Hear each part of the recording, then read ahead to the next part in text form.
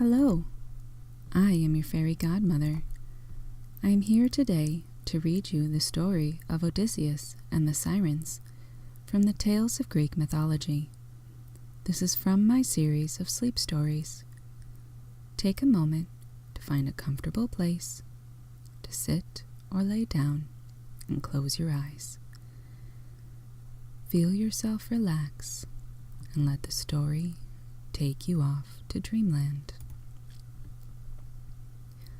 Odysseus and the Sirens. When Odysseus and his men had left the island of the Lady Circe, a fresh breeze carried them merrily for several days over the sea. But after that, the wind sank down and there was a calm. The sails flapped against the mast, and they had to take them down and to row the ship on with their long oars. The sun was shining, hot and fierce, and the men were very tired. There was not even a ripple upon the sea, and not a breath of air to cool their burning faces. And Odysseus remembered how the Lady Circe had told him that he would have to pass near the Sirens' island, where the sea was always calm, and how she said that he must take care not to listen to the Sirens' song if he did not wish his ship to be dashed to pieces on the rocks. For all day long, the Sirens lay on the seashore or swam about in the calm water, singing so sweetly that no one who heard them could ever pass on without going to them. And whoever went to them was killed upon the rocks, for the Sirens were very beautiful and cruel, and they sang their soft, enticing songs to draw the sailors into the shallow water, that their ships might be broken on the terrible reefs which lay hidden beneath the calm sea.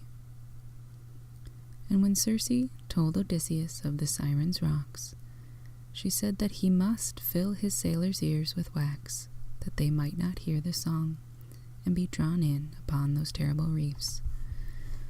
So as the sun shone down fiercely on their heads, Odysseus thought that they must be coming near to the island of the Sirens. And he took a large lump of wax and pressed it in his fingers till the hot sun made it soft and sticky. Then he called the men and said that he now must fill their ears with wax, and so they would not hear the song of the beautiful and cruel Sirens. But Odysseus was a very strange man, and he liked to hear and see everything. So he said that he must hear the song himself, and that they must tie him to the mast, for fear he should leap into the sea to swim to the Sirens' land. Then he filled the sailors' ears with wax so that they could hear nothing, and they took a large rope and put it 2 or 3 times round the arms and waist of Odysseus. And then they sat down again on their benches and began to row the ship on as quickly as they could.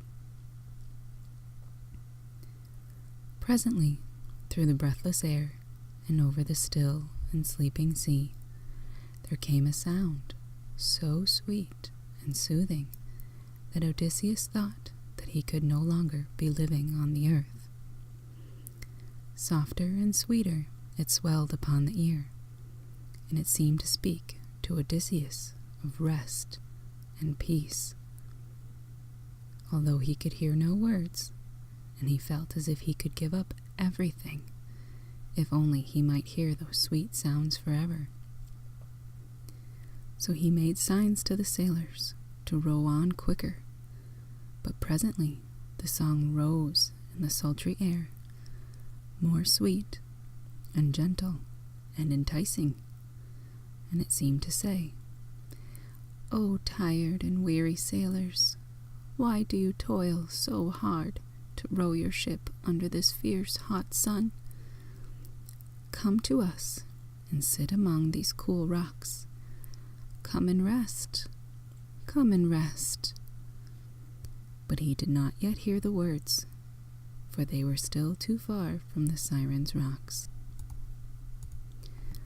Still, nearer and nearer, the sailors rowed, and now he heard the words of their song, and he knew that they were speaking to himself, for they said, "O Odysseus, man of many toils and long wanderings, great glory of the Achaeans, come to us and listen to our song.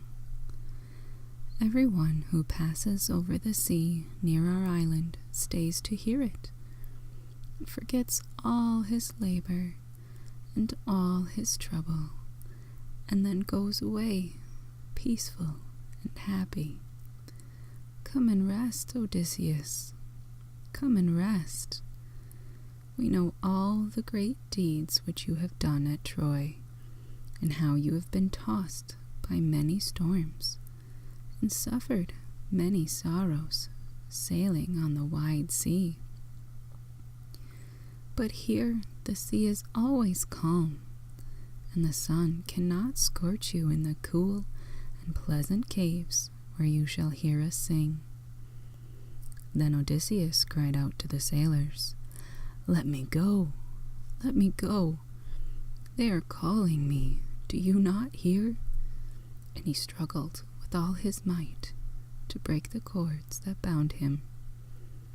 But when they saw him trying to get free, they went and tied stronger cords round his arms and waist, and rowed on quicker than ever. And still Odysseus prayed them to set him free, that he might leap into the sea and swim to the Sirens' caves. "I cannot stay," he said. "They are calling me by my name. Their song rises sweeter and clearer than ever. Let us go, let us go." And again he heard them singing, "O Odysseus, man of many toils, we are waiting for you, and will sing you to sleep, and charm all your cares away forever." But quicker and quicker the sailors rowed on, till at last they had passed the island, and the Sirens saw that Odysseus was going away. But yet again they sang, "Come back, Odysseus, come back and rest in our cool green caves, O man of many griefs and wanderings." But the sound of their sweet song was now faint before it reached the ship of Odysseus, and he could only just hear them say, "Will you leave us? Will you leave us?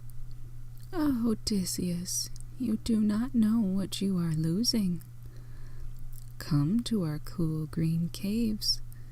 We are waiting, we are waiting." But the power of the Siren's song grew weaker as the ship went further away, and Odysseus began to think how foolish and silly he had been. He could not hear any more the words of the song, as they called him by his name, but still he half wished to go back to the Sirens' land, while yet he heard the sounds of their singing, as it came faint and weak through the hot and breathless air.